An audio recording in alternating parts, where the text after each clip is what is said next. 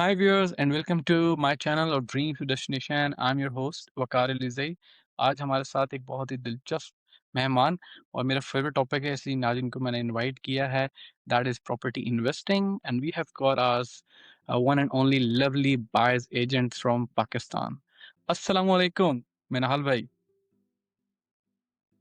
जी, वालेकुम अस्सलाम जनाब, क्या हाल-चाल है? Thanks for inviting me. जी नहीं आपका बहुत शुक्रिया टाइम देने के लिए। आप कैसे हैं? खैरियत से हैं? और ऑस्ट्रेलिया में कहाँ मौजूद हैं? अल्हम्दुलिल्लाह सब ठीक-ठाक है।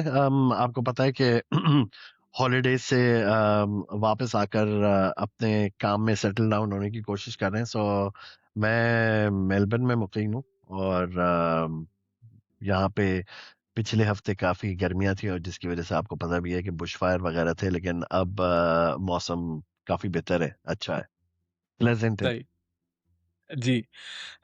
मिनहाल भाई अपने बारे में बताइएगा कि आप ऑस्ट्रेलिया कब माइग्रेट हुए और क्या-क्या आपने स्टेप्स लिए थे माइग्रेट होने से पहले? माइग्रेट में मुझे तकरीबन यहाँ पे ऑलमोस्ट ऑस्ट्रेलिया में 14 साल हो गए। जिस और माइग्रेट होने से पहले अगर मैं आपको बहुत ब्रीफली अगर अपना थोड़ा बहुत बैकग्राउंड बता दूं कि मैं वैसे तो मैं पैदा मेरी जो पैदा और पला बड़ा था दुबई में, अबू धाबी में हम लोग पैदा हुए थे तीनों भाई। लेकिन मैं अपनी स्टडीज के लिए कराची चला गया था और मैं वहीं पे रहा था क्योंकि उस जमाने में हालात ऐसे थे कि आप ओवरसीज जा नहीं सकते थे। तो मैंने वहीं पे अपनी स्टडीज की थी और आपको जान के बहुत हैरत होगी मेरे ख्याल से, और मेरे ख्याल से मैंने आपसे इस चीज़ का कभी ज़िक्र भी नहीं किया कि मेरी जो डिग्री थी वो फैशन डिज़ाइन में थी। तो क्वाइट इंटरेस्टिंग। अपनी डिग्री ख़त्म करके अपना बिज़नेस स्टार्ट किया था वहाँ पर, और मैं अपना फैशन हाउस रन कर रहा था वहाँ पे, और काफ़ी सक्सेसफुल था उस वक़्त। और ज़ाहिर है हर बिज़नेस के शुरू में स्ट्रगल्स होती हैं, लेकिन काफ़ी सक्सेसफुल था टू द पॉइंट वेयर मैंने कई ड्रामों में अपना वार्डरोब भी किया है। I was associated with MTV Pakistan, Indus TV as well, और सो फैशन शोज भी हुए थे। और आपको अगर याद हो, एक ड्रामा है जिंदगी गुलजार है, काफी फेमस ड्रामा था, उसका भी वार्डरोब मैंने किया था। तो हाँ, हाँ। ये सारी जर्नी थी मेरी पाकिस्तान आने से पहले। तो अ, आप जी, फिर ऑस्ट्रेलिया कैसे आने हुआ? कैसे सोचा ऑस्ट्रेलिया आने का और ऑस्ट्रेलिया ही क्यों? हाँ, ये एक बहुत इंटरेस्टिंग पॉइंट है। सबसे पहले मैं आपके इस पॉइंट का जवाब दूं कि ऑस्ट्रेलिया क्यों। ऑस्ट्रेलिया इसलिए क्योंकि हम जब मेरे यहाँ पे मामू पर्थ में पहले सिडनी आए थे और फिर वो पर्थ में सेटल हुए थे। वो भी वहीं पे रहते थे, कतर में थे हम लोग। यहाँ दुबई और शारजा में रहते थे। वो हमें काफी इंटरेस्टिंग स्टोरीज बताते रहते थे ऑस्ट्रेलिया के बारे में। तो उस वक्त से एक इंटरेस्ट पैदा हुआ था कि ऑस्ट्रेलिया जाना है। हालांकि वहाँ मिडल ईस्ट से ज्यादातर लोग हमारे दोस्त उस वक्त बहुत सारे कनाडा बहुत ज्यादा माइग्रेट होके जाते थे, लेकिन हमारे दिमाग में और मेरे भाइयों के दिमाग में भी ऑस्ट्रेलिया था बैक ऑफ द माइंड, हमारे मामू की वजह से। और ये डिसीजन हमने इसलिए बनाया था क्योंकि उस वक्त वो कुछ पॉलिटिकल हालात ऐसे हो गए थे। क्योंकि मैं वहाँ पर मेरे मेरे वालिदैन और मेरे भाई वो वहीं अबू धाबी में रह रहे थे, तो मैं वहाँ पर खुद रह रहा था, और मेरी शादी भी वहीं पे हुई, तो मैं और मेरी वाइफ के साथ वहाँ रह रहा था और मेरा छोटा भाई मेरे साथ था। तो सॉरी मैं पूछना चाह रहा था कि आपको कितना टाइम लगा जब आपने सोचा कि ऑस्ट्रेलिया जाना चाहिए, तब से when you actually landed in Australia? हाँ, तो वो मैं आपको इस तरह से वो चट मंगनी पट बिया वाला सीन था। हमने डिसीजन बनाया और 6 मंथ्स के अंदर जो है वो वी लैंडेड, क्योंकि मैं अपनी वाइफ के साथ यहाँ पर आया था। तो हमने डिसीजन बनाया और we were very quick in making our move. हमने जो भी सारी इंफॉर्मेशन कलेक्ट करनी थी अलग मुख्तलिफ जगहों से, और हम जो भी उसमें जो प्रोसेस इन्वॉल्व होता है वो किया। और डिसीजन लेने के 6 महीने के बाद हम लोग यहाँ पर ऑस्ट्रेलिया आ गए थे। सही। सबसे बड़े चैलेंजेस क्या थे जब आप ऑस्ट्रेलिया आए? फर्स्ट ईयर में जॉब क्या किया आपने और क्या कैसे उन चैलेंजेस को मीट किया? देखिए, सबसे बड़ा चैलेंज तो यही होता है, अब यहाँ पे अब जो है सिचुएशन काफ़ी मुख्तलिफ हो चुकी है क्योंकि कम्युनिटी इतनी बढ़ गई है, लेकिन उस वक़्त इतने ज़्यादा लोग नहीं थे, इतनी कम्युनिटी नहीं थी, लेकिन अल्हम्दुलिल्लाह यहाँ पे हमारे कुछ जानने वाले थे और स्पेशली मेरा एक कज़न था,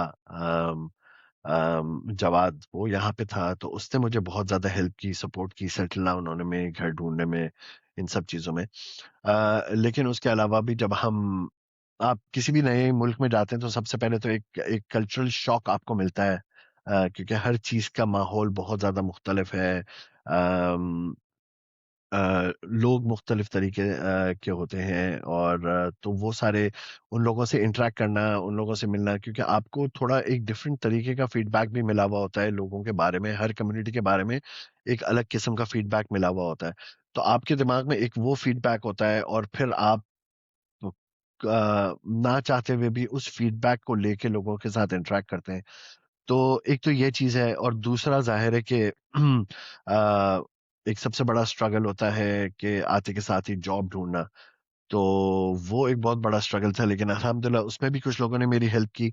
अम, और मेरी जो फर्स्ट जॉब थी वो मैकडॉनल्ड्स में थी और उस वक़्त बहुत सारे लोग इस चीज़ पे भी हैरत करते थे कि यार आते के साथ ही आपको मैकडॉनल्ड्स में जॉब मिल गई, you are very lucky because McDonald's had one of the highest pay rates in these odd jobs, hospitality में specifically. So yes, these were the struggles in the beginning. McDonald's was my first job and that's where I started. सही। Um, और आप professionally क्या कर रहे थे before becomes a buyer's agent? तो उसके बाद जब मैं मैकडॉनल्ड्स में काम कर रहा था, मेरे अंदर हमेशा से एक वो रही है कि and I think this is also, मैंने कहीं पे पढ़ा था that success is being in uncomfortable. तो मुझे हमेशा से जो ना वो होता था कि मैं मैकडॉनल्ड्स में काम कर रहा हूँ, आई एम डूइंग वेल। तो अब आगे नेक्स्ट स्टेप क्या होना चाहिए, अब मुझे आगे क्या करना चाहिए। तो मैं जब मैकडॉनल्ड्स पे था तो उस जमाने में बहुत सारे लोग टैक्सी में थे और बहुत सारे लोग कोरियर ड्राइविंग में थे। तो मैं कोरियर ड्राइविंग की तरफ गया। वहाँ पे कुछ अरसे मैंने काफ़ी अरसे काम किया और फिर मुझे कोरियर ड्राइविंग करते हुए बहुत सारे डॉक्यूमेंट्स वगैरह मिलते थे, तो मैंने उनको एनालाइज़ करना शुरू किया और मैंने सोचा कि और ज़ाहिर-सी बात है, आप बहुत सारी लॉजिस्टिक्स कंपनीज़ में लोगों से, सप्लाई चेन में लोगों से मिलते हैं while you are doing your deliveries day to day. तो उसमें लॉजिस्टिक्स में काफ़ी इंटरेस्ट पैदा हुआ। तो फिर मैंने जो है यहाँ पर अपना डिप्लोमा किया लॉजिस्टिक्स में और फिर मैं ऑपरेशंस में चला गया, सप्लाई चेन एंड लॉजिस्टिक्स। तो काफ़ी अरसा, तकरीबन आप समझ लें कि बायर्स एजेंट बनने से पहले तकरीबन 6-7 साल मैंने लॉजिस्टिक्स में काम किया, ऑपरेशंस में। और लेकिन उस वक़्त भी फिर मुझे फिर से बेचैनी शुरू हुई, स्पेशली कोविड के वक़्त। तो वहाँ से फिर कहानी चेंज होती है, वहाँ से एक ट्विस्ट आया। सही। वो ट्विस्ट के बारे में बताइएगा कि वो क्या what triggered your decision to change career और आप बायर्स एजेंट की तरफ कैसे आए आफ्टर कोविड? तो जब कोविड आया तो ऑब्वियसली लॉजिस्टिक्स इंडस्ट्री तो चल ही रही थी और बहुत सारे लोग हम लोग सब अपने अपने घरों में कैद थे और ख़ास तौर पे मेलबर्न में आपको पता है कि सबसे ज़्यादा सख्त रिस्ट्रिक्शंस थी compare to lot of other cities, I would say in the world, not just Australia. तो चूँकि वो पाबंदियाँ थीं, काम था, लेकिन हमें टाइम बहुत ज़्यादा मिल जाता था क्योंकि कोई सोशलाइज़िंग नहीं थी, ट्रैवल बंद था। तो उस वक़्त मैंने बहुत सारी चीज़ों पे रिसर्च करना शुरू किया, जो भी थोड़ा बहुत टाइम मिलता था उसमें मैंने रिसर्च करना शुरू किया। रिसर्च करते-करते मैंने और भी चीज़ों में देखा, ऑनलाइन स्टोर्स, ड्रॉप शिपिंग और ये वो सारी चीज़ें। लेकिन मुझे इवन बिफोर कोविड, क्योंकि मेरी वाइफ़ जो है वो property manager, as a property manager वो काम कर रही थी जब मैं लॉजिस्टिक्स में था। तो मुझे उस वक़्त से प्रॉपर्टी में थोड़ा बहुत वो हुआ था, लेकिन मुझे सेल्स साइड पे नहीं जाना था। तो मैं रिसर्च कर रहा था, तो कोविड के दौरान मुझे काफ़ी टाइम मिला कि मैं इसको और थोड़ा एक्सप्लोर करूँ और देखूँ कि और क्या अपॉर्च्युनिटीज़ हो सकती हैं। तो उसमें रिसर्च करते-करते फिर मुझे इस कॉन्सेप्ट के बारे में पता चला, जो कि उस वक़्त फिर भी इतना ज़्यादा पॉपुलर नहीं था, बहुत नया था, और मेरे ख़्याल से मेरी तरह और भी बहुत सारे लोगों ने कोविड में रिसर्च की, और अब जिसका नतीजा है कि अब आपको अब लोगों को पता भी है कि बायर्स एजेंट क्या होता है। उस ज़माने में लोगों जी।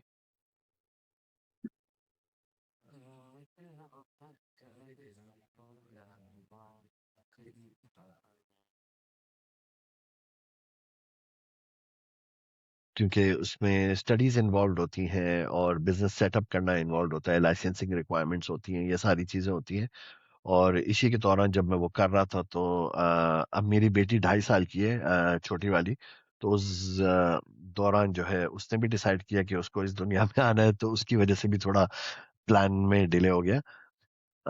तो ये सारी चीज़ें होती रही, and this is how I actually got into this.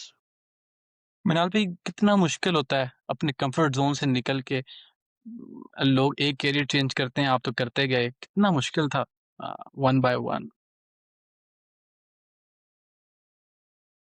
देखिए, ऑनेस्टली मैं आपको बताऊँ, बहुत ज़्यादा मुश्किल होता है, क्योंकि अगर आप किसी चीज़ में ऑलरेडी हैं और आप उसको कंटिन्यू करते रहें, तो फिर आपकी वो एक लाइफ है मोनोटोनस, जिसमें आप सुबह उठे, जॉब पे गए, और अगर आप उससे खुश हैं, सेटिस्फाइड हैं, आप वो करते रहते हैं। और उसी से बहुत सारे लोगों को उसी से सक्सेस मिल जाती है, एंड लेकिन कुछ लोग होते हैं कि जिनमें एक थोड़ा बहुत एक लगन होती है कि नहीं, मुझे और कुछ करना है, कोई नेक्स्ट स्टेप करना है। मैं अपने आप को बोलता हूँ कि मैं बहुत ज्यादा वर्कaholic हूँ।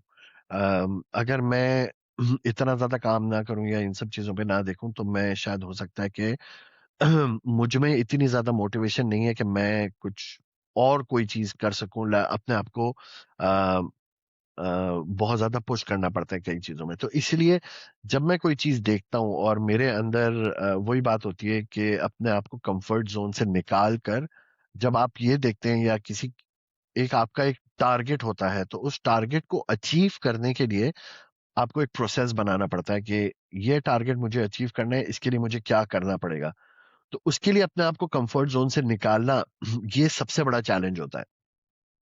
और जब आप कंफर्ट जोन से अपने आप को निकालते हैं, तो उसमें एक और बड़ा चैलेंज ये होता है, स्पेशली जब आपकी फैमिली होती है या बच्चे होते हैं। तो चैलेंज ये भी होता है कि आप अपना अपने पास टाइम कहाँ से निकालें। देखिए, अगर आपके पास पैसे ना हो, तो आप लोन भी ले सकते हैं बैंक से, लेकिन टाइम एक ऐसी चीज है जिससे आप किसी से नहीं मांग सकते। वो टाइम आपको ही एडजस्ट करना है। तो टाइम, लोग कहते हैं time is money, I think time is more than money, क्योंकि वो आपका अपना ही होता है, आप किसी से बोरो नहीं कर सकते। और अगर एक मर्तबा टाइम वेस्ट हो जाता है, तो वो टाइम वापस नहीं आता।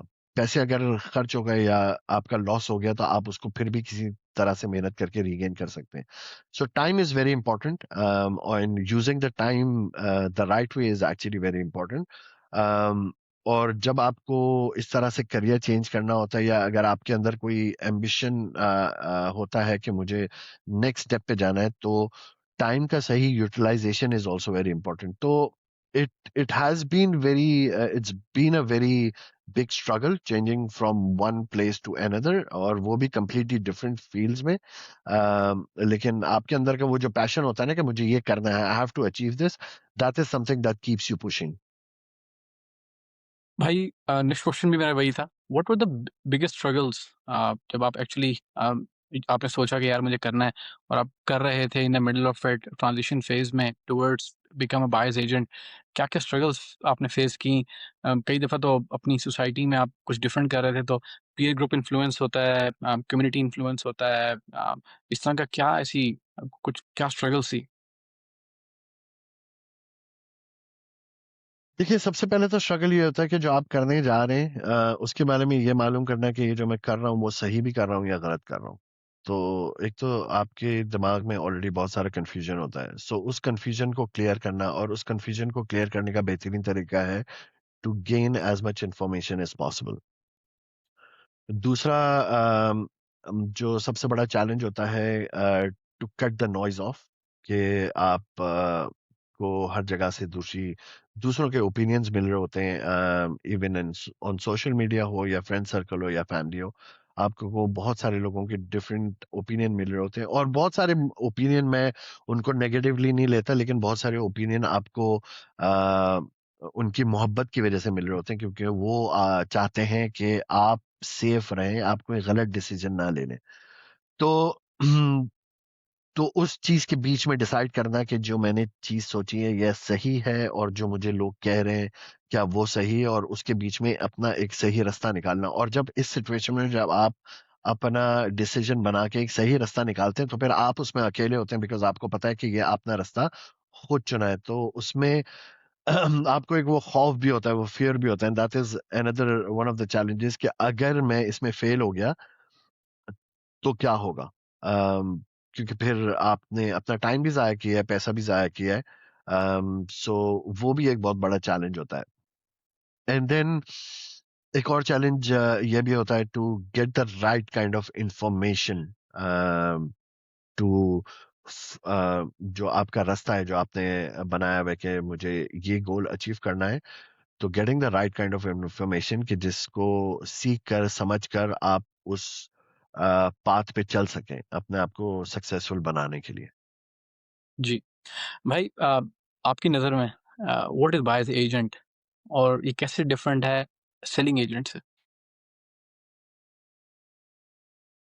ये क्वेश्चन ऐसा है कि बहुत सारे लोग पूछते हैं, और मैं अगर इसको सिंपल पहले तो मैं बहुत ही अगर इसकी सिंपल डेफिनेशन दूं तो वो यही है कि जो सेलिंग एजेंट होता है वो मार्केट में काम करता है एक सेलर के लिए, जो अपनी प्रॉपर्टी लोग बेचना चाह रहे हैं उनके लिए। और जो उसी का अगर ऑपोजिट करते हैं, he is on the other side of the table, जो बायर्स एजेंट होता है उसका काम ये होता है कि वो बायर को मदद करे प्रॉपर्टी खरीदने में। तो this is a very basic difference. अब इसको अगर हम थोड़ा बहुत अगर थोड़ा डीप अगर जाके देखें, पाकिस्तान में यूजुअली ट्रेंड यही होता है कि जो आपके जो रियल एस्टेट एजेंट्स होते हैं वो टिपिकली दोनों तरफ से कोई भी ट्रांजैक्शन होती है, टिपिकली दोनों तरफ से उनको कमीशन मिलता है, बायर से भी मिलता है और सेलर से भी मिलता है। यहाँ पे रेगुलेशंस ऐसे हैं कि जिसमें जो रियल एस्टेट एजेंट है वो किसी एक जगह से कमीशन ले सकता है, बिकॉज फिर उसमें कॉन्फ्लिक्ट ऑफ इंटरेस्ट आ जाता है। तो मगर एज सच कोई, सॉरी। बस मैं ये पूछना चाह रहा था कि कोई भी बायर बायर्स एजेंट को फिर क्यों हायर करे? Okay, that's a good question. Buyer agent को हायर करने का रीजन ये है कि अगर आप मैंने कल ही असल में किसी एक क्लाइंट से मेरी मीटिंग हो रही थी, तो मैंने उनको एक ये एग्जांपल दी थी because he actually came up with the same question. तो मैंने उनको ये बोला था कि अगर आप एडिलेड से मेलबर्न जा रहे हैं या मेलबर्न टू सिडनी जा रहे हैं, तो आप मेक श्योर करेंगे कि आपकी गाड़ी सही हो, और तीन चीजें आप जरूर मेक श्योर करेंगे कि आपकी गाड़ी में आपके साथ हो। एक है आपका कार इंश्योरेंस, आपके पास स्पेयर व्हील होना चाहिए, और आपके पास रोड साइड असिस्टेंस होनी चाहिए।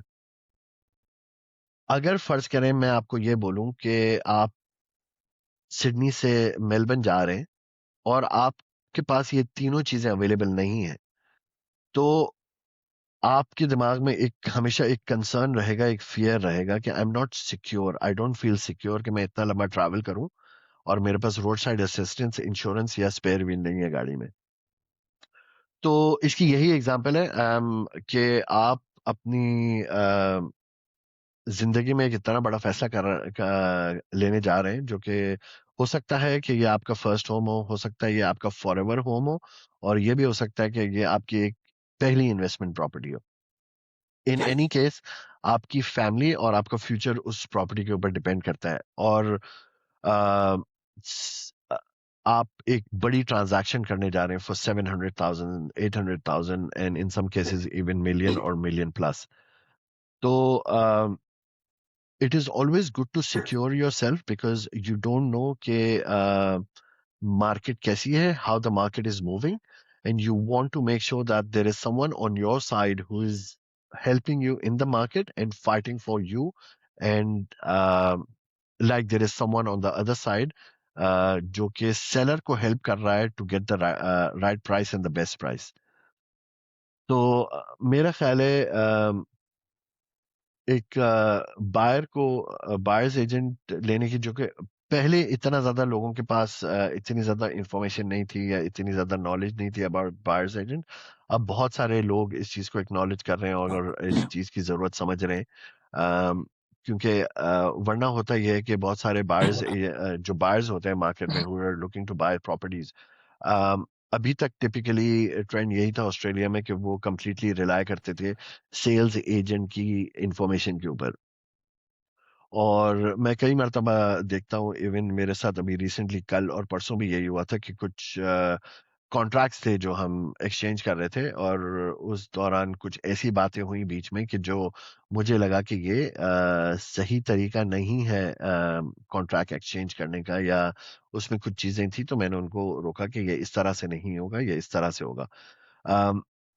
क्योंकि मुझे पता है रेगुलेशंस, मुझे पता है मेरे राइट्स।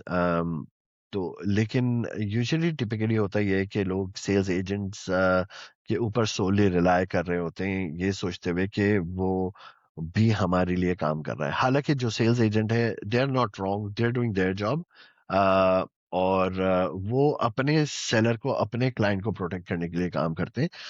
मसला तब आता है, और कई मर्तबा लोग जो सेलिंग एजेंट्स हैं उनके बारे में बहुत अच्छी राय नहीं रखते, और उसमें सेलिंग एजेंट्स का कसूर नहीं है, उसमें कसूर हमारी एक्सपेक्टेशन का है जो हम सेलिंग एजेंट से बना लेते हैं। ऐसा होता है to acquire a property from starting to finish. मैं आपको एक इसकी मिसाल दूं, मैं कई लोगों से जब बात करता हूँ, जो मेरे क्लाइंट्स होते हैं या जो पोटेंशियल क्लाइंट्स होते हैं, उनसे जब बात होती है और उन्होंने अपनी तौर पे रिसर्च करना शुरू कर दी होती है, तो मुझे सबसे पहले लोग यही बोलते हैं कि हमने फलाना प्रॉपर्टी इंस्पेक्ट की, आज हमने 2 प्रॉपर्टी इंस्पेक्ट की। तो मसला सारा प्रोसेस में आता है सबसे पहले कि प्रॉपर्टी इंस्पेक्शन जो है वो सबसे पहला स्टेप नहीं होना चाहिए, और अक्सर लोगों का प्रॉपर्टी इंस्पेक्शन जो है वो सबसे पहला स्टेप होता है, क्योंकि उनको नहीं पता कि कहाँ से शुरू करना चाहिए। जहां तक हमारा सवाल है, प्रॉपर्टी इंस्पेक्शन जो है हमारा सेकंड लास्ट स्टेप होता है ऑलमोस्ट।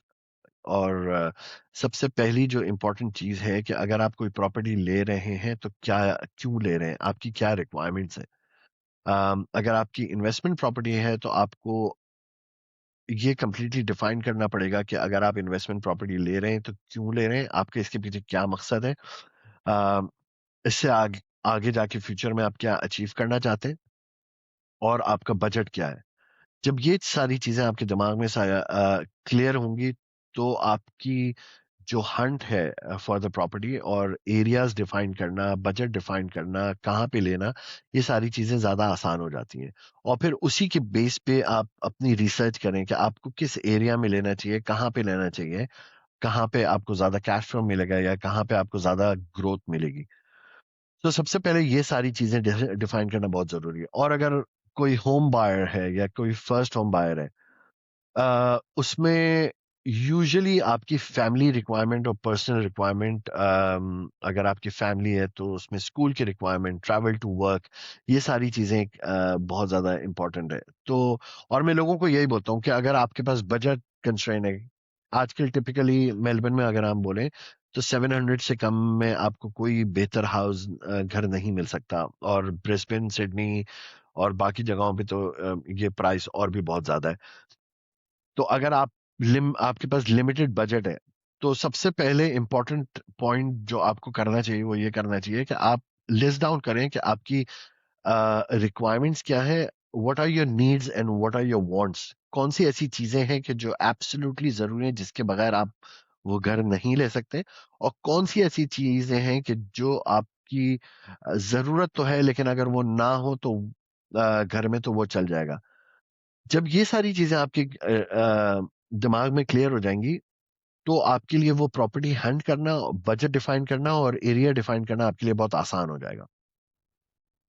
तो ये सबसे पहला स्टेप है। So coming back to your question कि आप किस तरह से हेल्प कर सकते हैं और कहाँ पे एडवांटेज होता है, किस तरह से हम लॉस होने से बचा सकते हैं। सो अगर आप एक प्रॉपर प्रोसेस को फॉलो करें तो आपको खुद आप बहुत सारी जगहों पर ओवर पे करने से बच जाते हैं। आप अगर आप प्रॉपरली ड्यू डिलिजेंस कर रहे हैं तो इन द लॉन्ग रन जब आप वो प्रॉपर्टी बेचने जाएंगे तो आपकी property will would be in high demand. फर्ज करें अगर आप बहुत अमेजिंग एरिया में भी अगर आप घर ले रहे हैं, लेकिन अगर आपने जिस एरिया में घर लिया है या जो प्रॉपर्टी आपने ली है या जिस स्ट्रीट पे आपने वो प्रॉपर्टी ली है, अगर वो स्ट्रीट इतनी अच्छी नहीं है in comparison to any other street in with in that suburb, तो जब मार्केट कूल डाउन होगी और आपको घर किसी वजह से बेचना पड़ जाता है उस वक्त, तो your property probably would be the last one to sell in that market. ठीक है, even if it's a hot market तो उसमें भी यही होता है कि जब लोग प्रॉपर्टी खरीद रहे होते हैं, अगर बहुत ज्यादा डेस्परेट हैं, तो जब बेचने का वक्त आता है तो हो सकता है आपकी प्रॉपर्टी इसलिए बिक जाए क्योंकि आप की प्रॉपर्टी कम प्राइस में लिस्टेड है, आपकी प्रॉपर्टी में इतनी ग्रोथ नहीं हुई है। तो कई मरतबा लोग मुझे ये भी पूछते हैं कि बेस्ट एरिया कौन सा है इन्वेस्टमेंट के लिए। तो मैं उनको यही बोलता हूँ कि that is not the right question to ask. आपको सबसे पहले अपनी स्ट्रैटेजी डिफाइन करनी है, आपको अपना गोल या टारगेट डिफाइन करना है कि आप क्या करना चाहते हैं, और उसके बाद आप वो चीज देखें कि आप कहाँ पे इन्वेस्ट करना चाहते हैं और किस एरिया में इन्वेस्ट करना चाहते हैं। अम, और इवन अगर आपको अगर ये पता चल जाए कि फलाना सबब जो है वो बहुत अच्छा है, फॉर एग्जांपल अगर मैं ये बोलूं, आपकी एग्जांपल दूं कि अंडरवुड बहुत अच्छा सबब है, या अगर मैं बोलूं वेरी भी बहुत अच्छा सबब है, लेकिन उस सबब के अंदर भी कौन सी ऐसी स्पेसिफिकली कौन सी ऐसी जगह है कि जहां पे मेरी इन्वेस्टमेंट जो है वो आगे जाके ग्रो होगी या मुझे अपने इन्वेस्टमेंट पे अच्छा बेहतर रिटर्न मिलेगा। तो तो ये सारी चीजें जब हम प्रॉपर प्रोसेस फॉलो करते हैं और प्राइसिंग चेक करते हैं, हमें पता होता है कि क्योंकि देखें यूजुअली जो लिस्टेड प्राइसेस होती हैं, हर एजेंसी का एक अपना तरीका होता है प्राइसिंग को लिस्ट करने का। कुछ अंडर कोटिंग करते हैं, कुछ की प्राइसेस थोड़ी बहुत मार्केट से ज्यादा होती है, और वो एक एस्टिमेट होता है, एक रेंज होती है। तो हमारे लिए ये एनालाइज करना बहुत ज़रूरी है कि करंट मार्केट में उस पर्टिकुलर प्रॉपर्टी जिसमें हम इंटरेस्टेड है और अब हम ऑफर डालने वाले हैं, उसकी एक्चुअल वैल्यू इस वक्त मार्केट में क्या है। High vacancy rates and high days in markets, these are red flags. If you're starting out as an investor, you need to analyze different data parameters to understand the supply and demand in different areas before investing.